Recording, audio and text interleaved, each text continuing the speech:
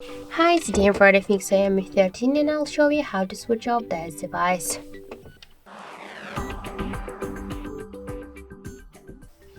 So just to do that, we should press the power key button for a few seconds. But if you see the Google Assistant, like in my case, and you don't want to use the power up button and the power up button and the volume up button to turn off the device, if you want to use only the power key, we should first go to the settings and then scroll down to additional settings. Then click here to the gesture shortcuts and tap here to launch Google Assistant. Here we should turn off this switcher.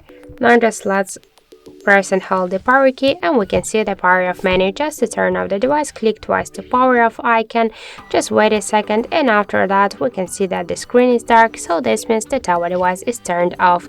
Thank you for watching, and if you find this video helpful, don't forget to leave a like, comment and to subscribe our channel.